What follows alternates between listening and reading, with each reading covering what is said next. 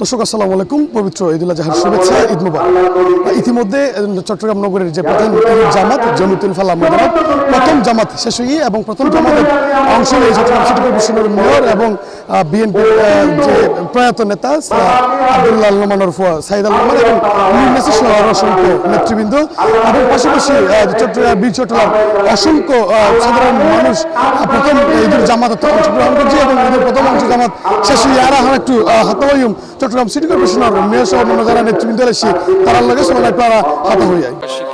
ঈদের শুভেচ্ছা। আমরা যে কোরবানির যে মর্মার্থ যেটা ত্যাগের মহিমায় ভাস্বর হওয়া এবং আমরা সাধারণ দুস্থ অসহায় গরিব মানুষের পাশে দাঁড়ানো, আমাদের যে কোরবানির একটা পশু জবাই করে যে 3 ভাগ করতে হয়, একটা নিজের জন্য, একটা গরিব আত্মীয় স্বজনের জন্য, আরেকটা হচ্ছে অসহায় দুস্থদের জন্য, এই চিন্তা ভাবনাটা যাতে আমাদের থাকে। আরেকটা হচ্ছে আজকে এই কোরবানিতে আমরা বলেছি আমরা ইনশাআল্লাহ 8 ঘন্টার মধ্যে আমরা বর্জ্য অপসারণের সব কিছু আমরা সম্পন্ন করেছি। 4200 কর্মকর্তা এখানে কাজ করছে, 160টা ডাম্পিং ট্রাক আমরা রেখেছি, আমাদের অন্য অন্য ইকুইপমেন্টসগুলো সরঞ্জামগুলো রেখেছে। শুধুমাত্র নগরবাসীকে আমি শুধু রিকোয়েস্ট করব, কোরবানি পশু জবাই দেওয়ার সাথে সাথে পানি দিয়ে যাতে সেগুলো ওয়াশ আউট করা হয় এবং পার্শ্ববর্তী ড্রেইনে এই রক্তগুলো যাতে তারা সেখানে ফেলে, কারণ যত্রতত্র তারা যাতে এই ময়লা আবর্জনা, এই যে গরুর ভুঁড়ি, এগুলি যাতে না ফেলে এবং এগুলি যাতে আমরা যত্নবান হই। এবং আমরা মনে করি আমরা যদি সবাই মিলে সার্বিকভাবে একসাথে কাজ করতে পারি তাহলে এই শহরকে আমরা সুন্দর রাখতে পারবো। কারণ আমাদের এই জলাবদ্ধতার এটা মূল চ্যালেঞ্জ এবং এই বর্ষাকাল অলরেডি শুরু হয়ে গেছে। কাজে আমরা মনে করি যদি আমরা এই ময়লা আবর্জনা যত্রতত্র না ফেলে আমরা আমাদের শহরকে যদি সুন্দর রাখতে পারি, নালা নর্দমা যদি ক্লিন রাখতে পারি, সো দ্যাট আমরা মনে করব যে এই শহরটা আমাদের সবার শহর এবং আমরা এইভাবে আমরা যত্নবান হয়ে শহরকে একটা ক্লিন গ্রিন হেলদি সেক্টর মধ্যে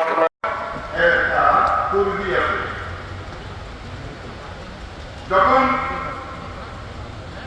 মানুষ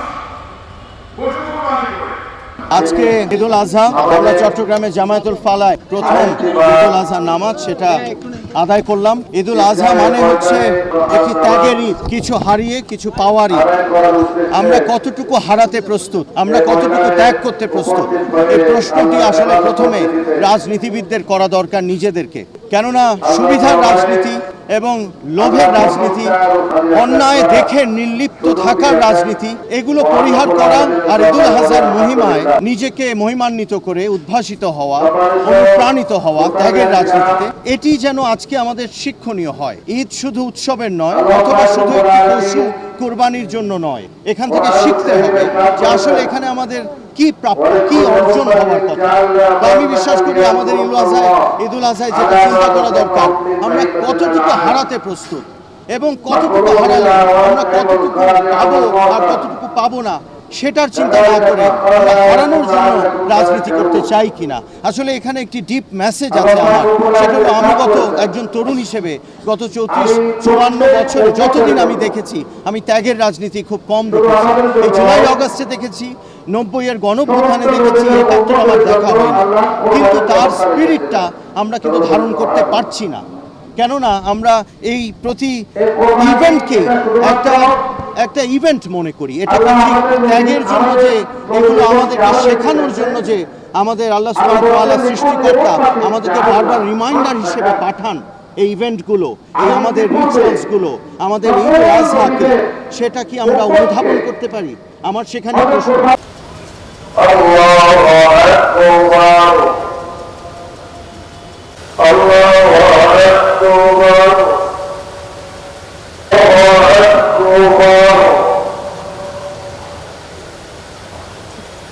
ঈদুল আজহা হচ্ছে ত্যাগ এবং কোরবানির দিন। এটা বিশ্ব মুসলিমের দ্বিতীয় বৃহত্তম উৎসব এবং এটা শুধু আনন্দের দিন তো বটেই এবং এটা আনন্দের ত্যাগের দিন। এটা আমাদের জাতির পিতা ইব্রাহিম আলাইহিস সালাম থেকে তার নিজের সবচেয়ে প্রিয় সন্তানকে কোরবানি দেওয়ার দিন থেকে এটা আমাদের ইসলামের ঐতিহ্য হিসেবে স্বীকৃত হয়ে আসছে। আজকের দিনে আসলে আমাদের প্রত্যাশা হচ্ছে আমাদের যেন পারিবারিক, সামাজিক, ইসলামিক এবং রাজনৈতিক জাতীয় জীবনে যেন ত্যাগ এবং কোরবানির শিক্ষাটা আমাদের জন্য পাথেয় হয়ে যাবে।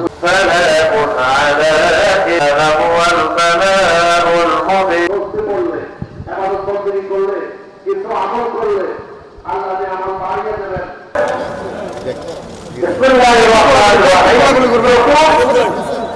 আপনাকে আমি আল্লাহ হাবিবকে বক্তব্য দেওয়ার সময় যারা কাফের করছে ইসলাম ধর্মাবলম্বীদের পবিত্র ধর্মীয় প্রধান উৎসবের মধ্যে উগ্রদি পবিত্র ঈদুল আজহা। ঈদুল আজহার দ্বিতীয় নামাজ জমিতুল ফালা ময়দানে ইতিমধ্যে অনুষ্ঠিত, আর এর পরপরই ত্যাগের মহিমায় উজ্জীবিত ইরে পশু কোরবানির মধ্য দিয়ে আল্লাহ তাআলা সন্তুষ্টের জন্য লক্ষ্যে কোরবানি দেব ধর্মপাঠ চট্টগ্রাম।